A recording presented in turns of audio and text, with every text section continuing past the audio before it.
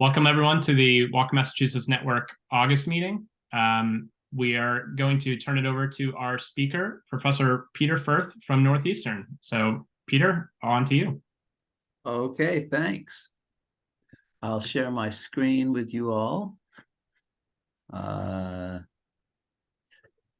Screen, there we go.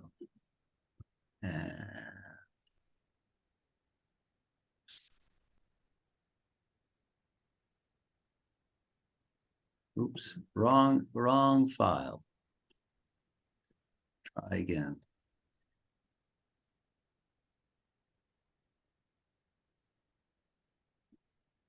While I'm clicking around, let me say hi. It was just great to hear what a great group you have here, Brendan. I'm Peter Furth. In addition to, so I'm a professor at Northeastern University. I've been there for a long time, 40 years or so. In the transportation engineering, transportation planning, that's my field. I've done a lot of work with public transportation planning, with traffic signal control, with bicycle planning, and with safe street design. And that, of course, intersects a lot with making street crossings better. On the pedestrian side, I'm mostly focused on intersections and crossings. And yeah, I can't click and talk at the same time. Okay, here we are. Okay.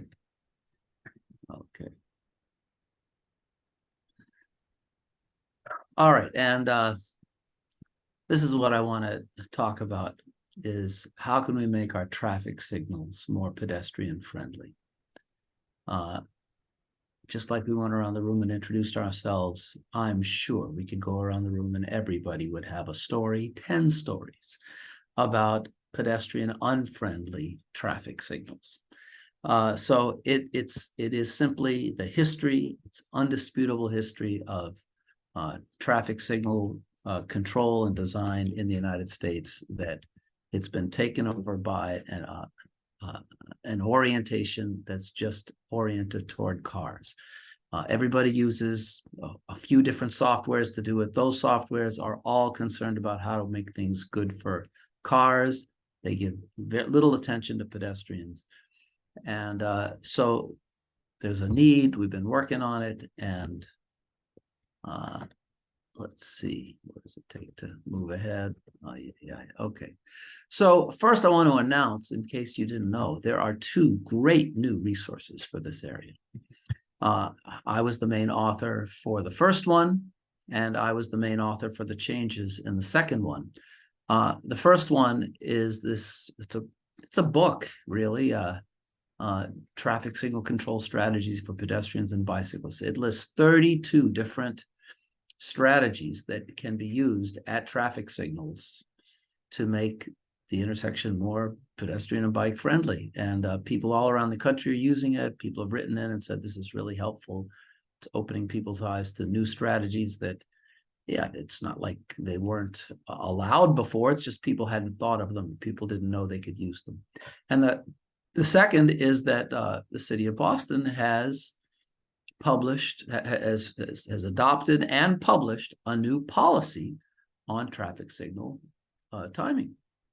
And so there it is. I sent Brendan a PDF of this presentation, which, Brendan, feel free to distribute to anybody you want. And that includes the links. Of course, you Google these things and you can find them. So two great resources to show how the world is moving forward toward making our traffic signals more friendly. So what do pedestrians need at signalized crossings? Oh, I have a lot to say about unsignalized crossings too, but we're not going to get to that today. What pedestrians need at signalized crossings, mainly three things. We need protection from turning vehicles. We want minimized delay. We don't want to have to stand and wait a long time. And we need accessibility. That means that the ability to cross needs to be available to as close to everybody as possible. And what do we get? Well, do we get protection from turning vehicles? Well, not necessarily. I mean, at some intersections, yes, we do, but at many others, yikes, we're trying to cross and all these cars are turning across our path, and it just doesn't seem safe. Do we get minimized delay? Absolutely not. And do we get accessibility? Well, I break that out into three main challenges, or three main groups of people who've had difficulty with accessibility. One is people who are in wheelchairs, those who roll, and we got a good solution for that. With ramps, it's taken care of. For blind and low vision pedestrian, we have a solution, which is audible pedestrian signals, but you might have to wait because there's no urgency about making sure every traffic signal has them, tomorrow. There are rules about when you upgrade your equipment and so on. And the third group is people who just don't walk fast as our design speed. Our intersections the signal timing is for a certain speed. And we've lowered that speed. It used to be 4 feet per second. Now we use 3.5 feet per second. So that includes a lot more people, but there's still a lot of people. It's maybe 6% of the population. You say that's not much, but 6% of a lot of people, that's a lot of people. And how can we make our intersections the crossings so they aren't inaccessible to these people? So we sort of get that. And I'm glad to say there are in Boston's new guidelines, there is some good new stuff on protection from turning vehicles, some good new stuff on minimizing delay. There's some good stuff about making intersections more accessible for slower walkers.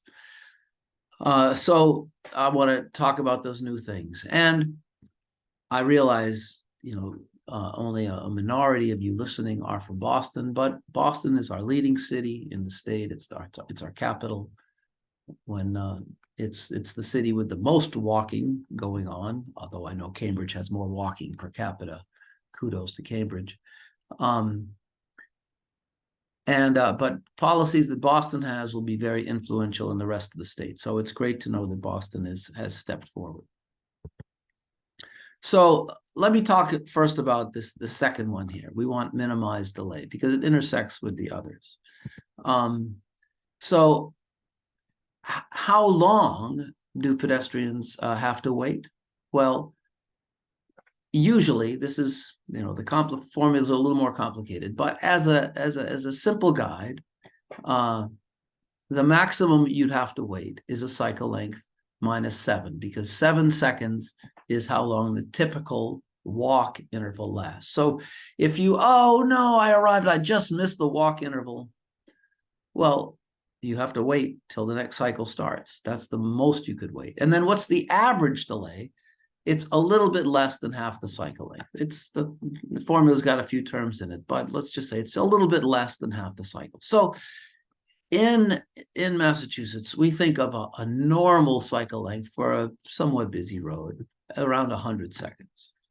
I don't think of that as normal. I think of that as, wow, that's a long cycle. But around here, really, in practice, people think of that as pretty normal.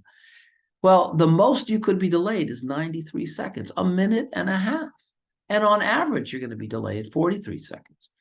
And we have something in traffic engineering called level of service. It's a grading scale, much like the grades you get in school from A to F. A is the best, F is the worst. And 43 seconds is a level of service E. Now, I know in our grades there isn't an E, so you can think of that as an F+. Imagine that what we consider normal, and this is like, yeah, nobody even questions it. Nobody says, wait a second, that's a really bad long cycle. Oh, you shouldn't do that. No, this is considered normal to get an F+ for pedestrians. The cars aren't getting F+ most of the time, but pedestrians getting an F+ is just normal. And also, it's well known that when people have to wait that long, the likelihood of non-compliance is high. People are they're going to run for it when they think or walk and make cars slow down. The maximum cycle length, according to Boston's policy and many other cities, like we don't like to go above 120 seconds. Well, And they'll do that at busy intersections. And when they do that, the average delay goes to 53 seconds. What people consider around here and when I say around here, this was something you should know about me. I lived in the Netherlands for a year, and I go back there every summer for 5 weeks. I take 25 Northeastern students, and they live with me in Holland for 5 weeks. We study transportation planning and urban planning there.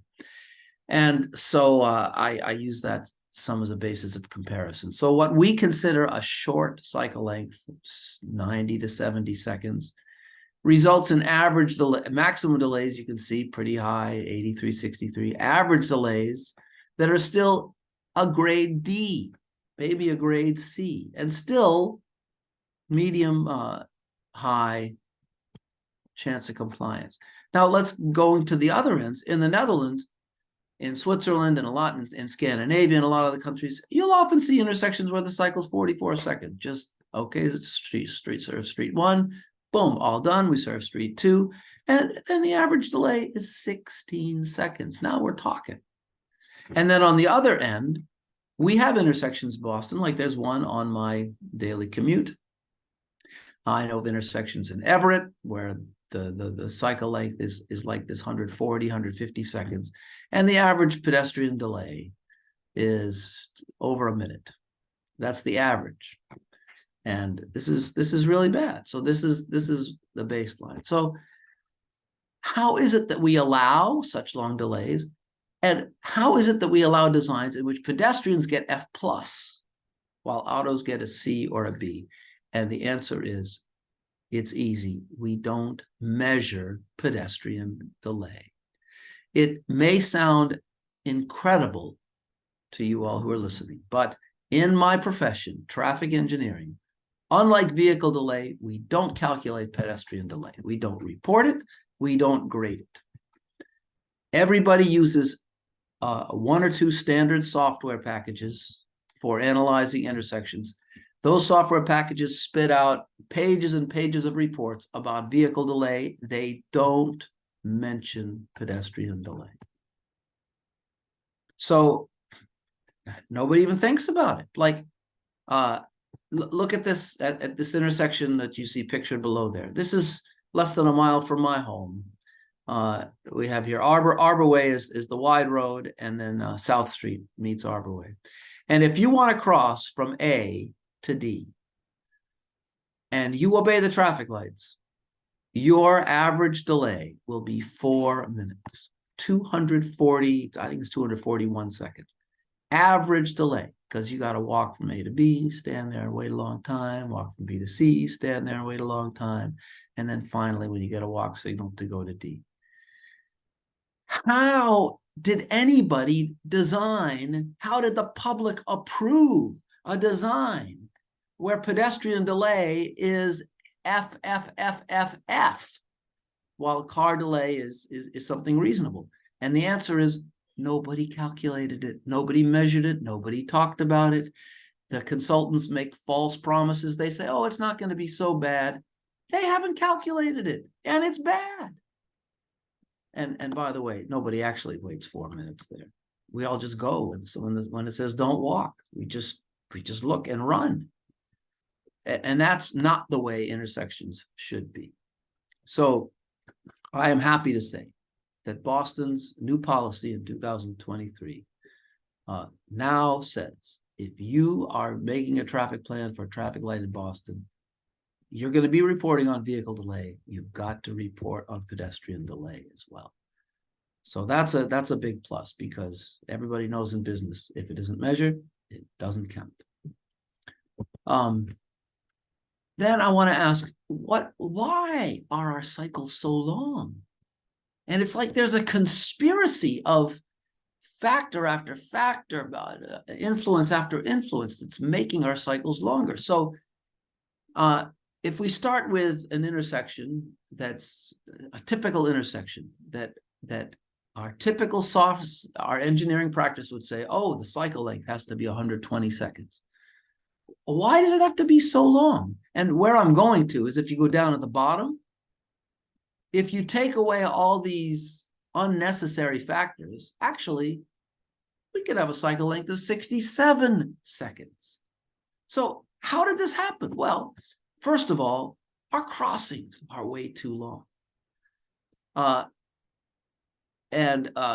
What I mean by our crossings are way too long is things that we've learned how to make our crossings shorter, like bulb outs. Okay. And how does Boston do on this? Yeah, we understand bulb outs are a good idea, but still, we have really long crossings. Like, go back to this intersection. You see, going from A to B, you see how this crossing, it's not perpendicular to the street. If you went perpendicular, this crossing would be a lot shorter. Likewise, this crossing. Likewise, this one, it would be a lot shorter. Then you look at this crossing and you see how the corner has already started to turn. If you backed it up 10 feet, 20 feet, it would be a lot shorter. We could make our crossings a lot shorter. So that's the first reason. Our crossings are way too long. A second reason is that it's standard practice to project future growth. Even in parts of our state where there has been no growth in traffic for the last 10 or 15 years, we still every consultant says, now we're going to project future growth. They used to project 1% a year. Now they say, oh, we're only going to project 0.25% per year. But when you do that for 10 years, that inflates, that adds more traffic, and now the cycle is longer. What else?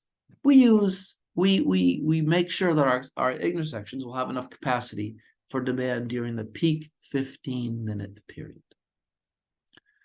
So there's 15 minutes in the morning, maybe it's 7:45 to 8, and we make sure we have enough traffic, enough capacity for that period. And before it and after it, it means we have way more capacity than we need.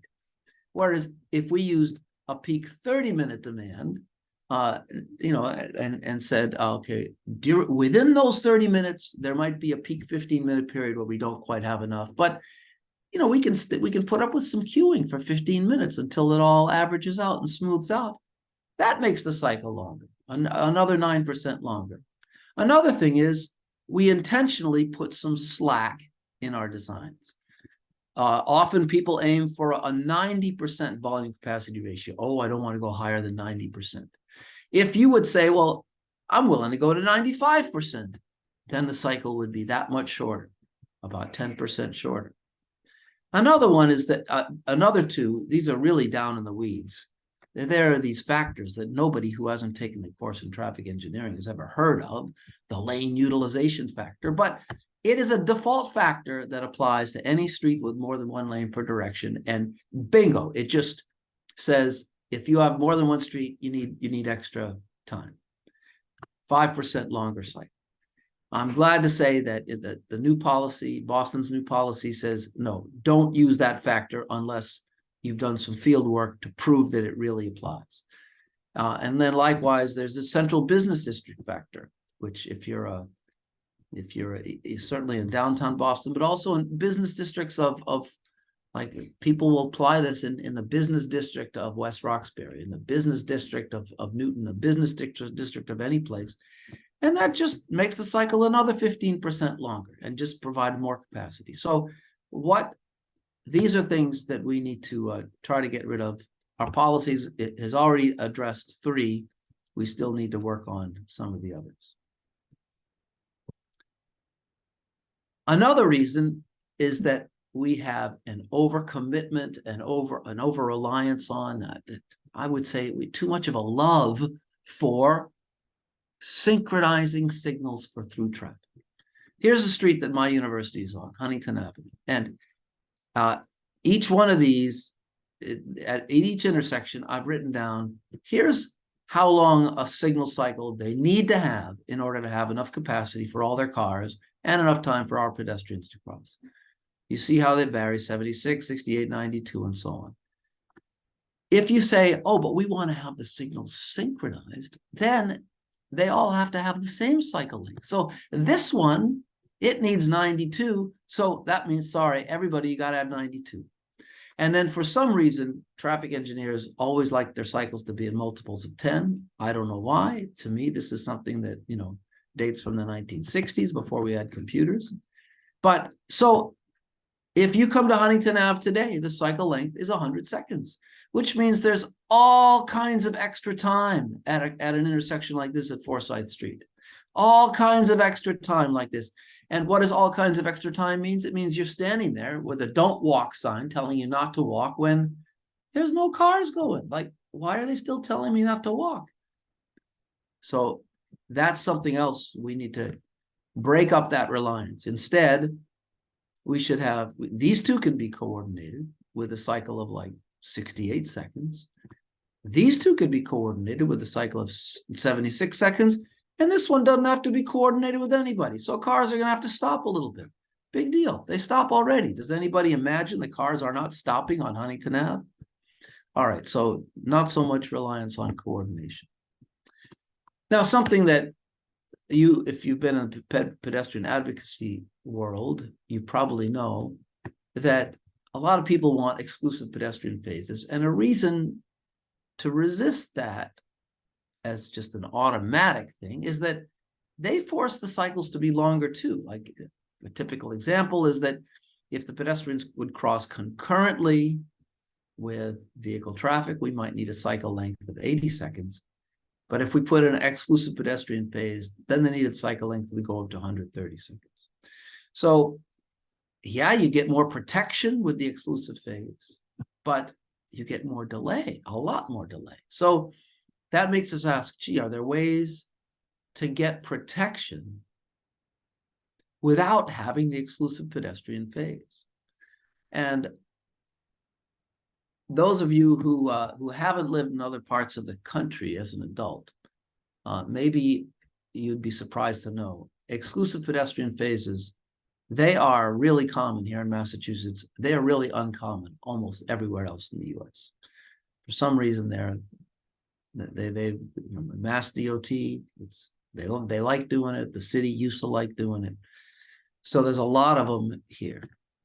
So because of this, unfortunate conflict, we try to find ways to make it work so the pedestrian phases can be concurrent, but we want it to be safe.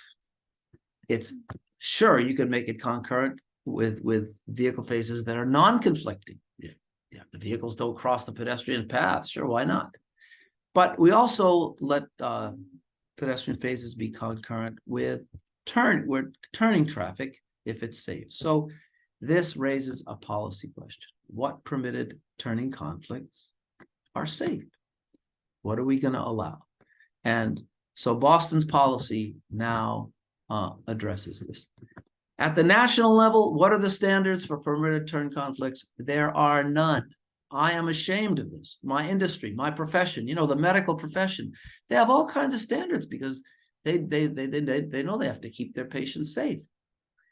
My profession, traffic engineering, what's our standard that says, oh, that's too many cars turning right to expect pedestrians to cross at the same time? There is none.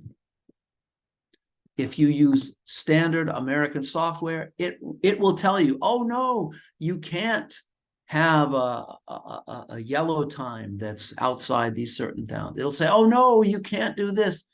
It will not say, no, you can't have the pedestrians crossing while there are, dozens of cars turning right or turning left across their path. None. How about our state? Well, it turns out there is a limit in an internal memo, but it's not publicized. People don't know about it. And the city of Boston until 2023, likewise, there was an unpublicized limit, but nobody knew about it. And also that limit is pretty high, 250 turning cars per hour, which is about 8 turning cars per cycle. Imagine you're standing waiting to cross, you get a green, and while you're trying to cross, 8 cars are trying to turn right. Sounds stressful and wrong to me. So Boston has made some new standards. This is what I helped compose, and they approved it. So first, about left turn conflicts. Left turn conflicts, they are the most dangerous. They kill more people than right turns. So left turn conflicts. So in Boston's new standard, protected only left turn phasing is the default. Protected only means the cars get a left turn green arrow and pedestrians do not have a walk at the same time. So when can you have what's called permitted left turns? That's when there's just a green ball and cars, they have to yield to oncoming traffic and yield to pedestrians, but they're allowed to turn if they think the coast is clear.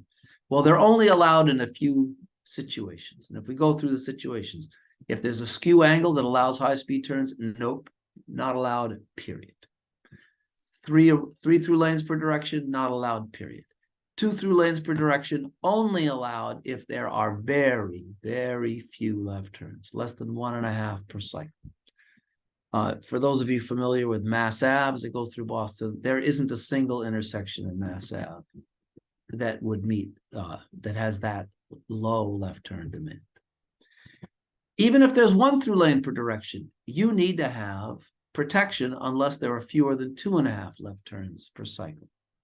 So that's a good, strong policy that'll mean we see a lot more just straight up left turn arrows. If you're turning left, you get your time to cross, and after that, the pedestrians get to go and you don't. Okay, how about protection from right turn conflicts? So if it's a skew angle, nope, forget it. You need full protection.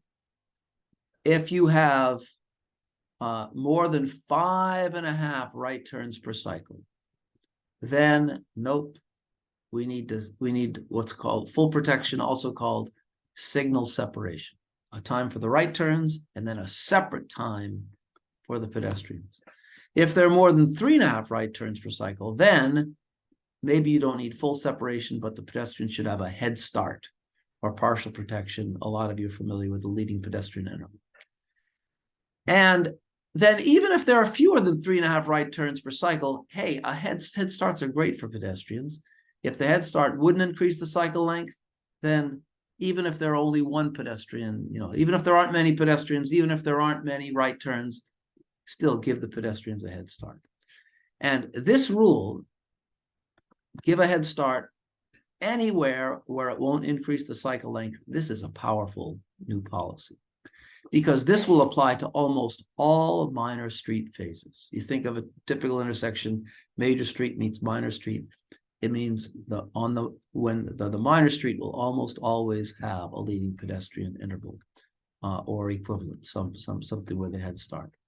It'll also apply to a lot of major streets. And I have it written somewhere else, but since I didn't write it here, I'll think of it now. Wherever there is a leading pedestrian interval, there should be an accessible, an audible pedestrian signal. Okay, so if you need full protection, is there an alternative to exclusive pedestrian phases? Yes. And it's just full signal separation, meaning concurrent protected pedestrian phases. So in this, here's an example in Cambridge, where Galileo Galilei Way meets Broadway. The pedestrians walk, so this time is moving across from left to right. And the pedestrian movements are these little dots. The pedestrians walk concurrently with the through traffic close to them. But there's no conflict because the right turns and the left turns are in completely separate, distinct phases. So some people say, oh, the choice is either exclusive pedestrian phase or concurrent. No, that's not right. You can have a concurrent, but still be fully protected from turning traffic by separating not only the left turns, but also the right turns, give them their own phase. Some people look at this and say, oh, no, this is so many lanes, a right turn lane, a through lane, a left lane. That's true, but on the receiving side, there's only 1 lane. We're only receiving traffic from the through lane. So it's still just 4 lanes across, which is how wide this road is. let's say, always been, at least for the last 80 years. So having a head start, there are actually 3 ways to achieve a head start. A lot of people are familiar with the leading pedestrian interval. I won't go into that. But another alternative, which is even better if you can have a right turn lane, is the leading through interval. And we have an example of that in Cambridge, where Mass Ave meets Prospect Street in Central Square. At the beginning of the phase, cars get a through. You see the through arrow. Pedestrians get a walk. You see the walk. The bikes, if there are bikes get a green bike light. And then after not 3 seconds, but after 6 or 9 seconds, after a much longer time than LPIs usually are, then either this green arrow turns into a green ball or a flashing turn arrow, yellow arrow comes up. Here it's turned into a green ball. And now the cars are allowed to make their turn. So pedestrians still have the conflict, but by the time this arrow changes to a green ball, the pedestrians have had 6 seconds to head start. They are well established in the crosswalk. The cars are not going to be racing to try to get there first. They'll have to wait till the pedestrians have cleared. And then the third way to achieve a head start is not with signal timing, but with intersection geometry. Give them a big head start in space. So like at this intersection here, here's this yellow line is where pedestrians stand and wait. This yellow line is where cars stand and wait. And this distance is the stop line setback. And if that distance is 35 or 40 feet, well, that's such a big distance that even if cars and pedestrians start at the same time, the pedestrians will be well established in the crosswalk before any right turning car can get there. And this kind of intersection geometry is by far the preferred method in Amsterdam and other Dutch cities for giving pedestrians a head start. They give pedestrians a head start just about everywhere. And if they can't do it in space, they do it in time. But they aim to do it in space because that's just more efficient. And I don't think we have any yet like this in Boston, but if we rebuild some streets with protected bike lanes, the overall effect is going to be to move the stop line back, and we may get some of that. And then how about protection from right turn on red? So the new policy is very strong on this. They say you get protection downtown, Main Street districts, neighborhood business districts. You get protection anywhere you're near a school, senior citizen facilities, and so on. You get protection, no turn on red allowed where crossing a shared use path, and no turn on red where a pedestrian head start is provided. And remember, I said pedestrian head start is going to be at the vast majority of intersections. So this means we're going to have no turn on red at the vast majority of intersections. So that's a positive thing. And then the last thing that I'm going to go over today is pedestrian recall. So recall means you don't have to push the button. The system will make the call for you. So other people say an automatic phase. So that's what recall means. And the other option, if not recall, it means you have to push a button. So some people think of it, it's just a matter of convenience. Well, yeah, it is convenient to not have to push the button, but it's not just convenience. It's a question of delay. If you have to push a button to get your walk, you actually are going to suffer longer delay. And it's a question of safety. How many times have you arrived at a corner? There's a bunch of people who arrived before you. You assume one of them must have pushed the button, but in fact, none of them did. And then the cars get a green light and the walk signal doesn't come up. Are you going to stand and wait till the next cycle? Heck no. You're all going to walk now without the protection of the walk signal. So where people expect to not have to push a button, they shouldn't have to push a button. Well, I'm a traffic engineer, and as a traffic engineer, I can say that push button actuation actually is a good idea in a specific situation. When the cycle length isn't fixed, all the vehicle phases are fully actuated, and traffic volume isn't heavy, because that results in very short cycles and less delay for everybody, including pedestrians. It actually works out very well. Boston doesn't have a single intersection like this, where all the vehicle faces are fully actuated. We don't, I can take you to Milton and show you one, but I haven't found one in the whole city of Boston. In all of Massachusetts, yeah, there probably are a few. And it's a bad idea otherwise. So is pedestrian recall the way to go? It is the way to go almost all the time when we have the fixed cycle lengths that we are so that are standard around here. And so the Boston policy, new Boston policy, says that we should have pedestrian recall for everywhere with a no turn on red, which, remember, I said is almost everywhere. Pedestrian recall when you're concurrent with a major street and concurrent with a minor street if there's, unless there's very low pedestrian demand. So the new policy for Boston is going to give us pedestrian recall almost everywhere. So that's good news.